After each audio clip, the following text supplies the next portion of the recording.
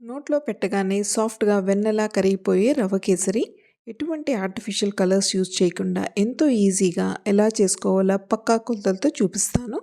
Welcome to vibrant వంటిల్లు. నేను ప్రశాంతి. ఒక కప్పు రవ్వ కోసం 4 కప్పులు నీళ్లు వేసుకోవాలి. నీళ్లు కాస్త వేడెక్కగానే నలగొట్టిన 5, 6 ఏలకులు, కలర్ కోసం కుంకుమ పువ్వు వేసుకోవాలి. ఒక కప్పు షుగర్ కూడా వేసి పూర్తిగా కరిగాక ఇంకో 2 నిమిషాలు ఉడకనివ్వాలి.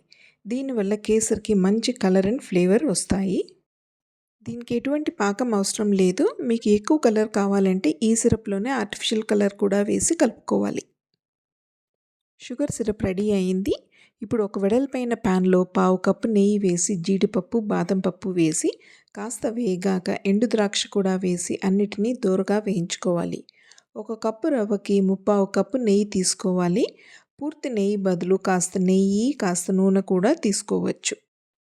డ్రై ఫ్రూట్స్ అన్నీ వేగాక బయటకు తీసి మిగిలిన నెయ్యిలో ఇంకో పావు కప్పు నెయ్యి వేసి ఒక కప్పు రవ్వని లో ఫ్లేమ్లోనే వేయించుకోవాలి. నేను సన్నని బొంబాయి రవ్వ తీసుకున్నాను. గోధుమ రవ్వతో కూడా ఇది చేసుకున్న చాలా రుచిగా ఉంటుంది. లో ఫ్లేమ్లో రవ్వని 2-3 నిమిషాల పాటు కంటిన్యూగా వేయించుకున్నాక 2 టేబుల్ స్పూన్ల శనగపిండి వేసి మళ్ళీ ఇంకో 3-4 నిమిషాలు దాని పచ్చివాసన పోయి ఎర్రగా రంగు మారే వరకు వేయించుకోవాలి. శనగపిండి వేయడం వల్ల కేసరికి మంచి రుచి వస్తుంది. ఇప్పుడు 3 టేబుల్ స్పూన్లు కాచిన పాలను వేసి వెంటనే కలుపుకోవాలి, లేకపోతే అడుగంటేస్తుంది. రవ్వ పాలను పీల్చుకొని మళ్ళీ డ్రై అయ్యే వరకు మళ్ళీ వేయించుకోవాలి. దీనికి ఇంకో 2-3 నిమిషాలు పడుతుంది. ఈ కేసరి చేయడంలో ఉన్న కష్టమంతా రవ్వని ఎక్కువసేపు వేయించుకోవడమే. రెగ్యులర్ ప్రాసెస్లో చేసే కేసరిని ఇష్టపడిన వాళ్ళకి కేసరి ఇలా చేసి పెట్టండి, ఎంతో ఇష్టంగా తింటారు. ఎర్రగా వేగిన రవ్వలో మనం ముందే రెడీ చేసుకున్న షుగర్ సిరప్ పోస్తూ కలుపుతూ ఉండాలి, లేకపోతే ఉండలు కట్టేస్తుంది. రవ్వ కాస్త చిక్కపడ్డాక వేయించిన డ్రై ఫ్రూట్స్ సగం వేసుకొని కలుపుకోవాలి. దీనివల్ల అవి కాస్త ఉడికి మెత్తపడతాయి.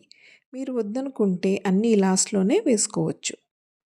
రవ్వ ఇంకాస్త దగ్గర పడ్డాక 3/4 కప్పులో మిగిలిన నెయ్యిని వేసుకొని బాగా కలుపుకోవాలి.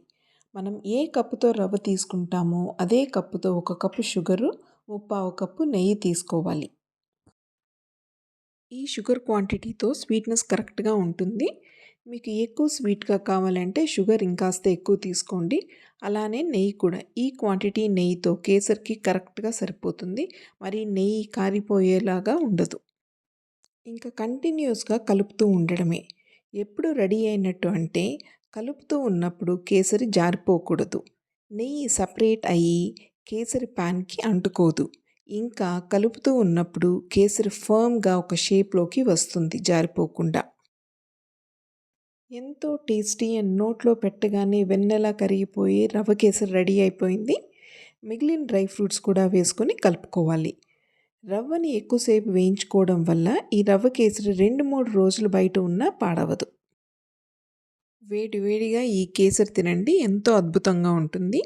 ఈసారి మీరు కేసరి చేసేటప్పుడు ఈ కొలతలతో చేసి ఎలా వచ్చిందో చెప్పండి. మీకు ఈ వీడియో నచ్చితే please don't forget to like, share and subscribe. And thanks for watching.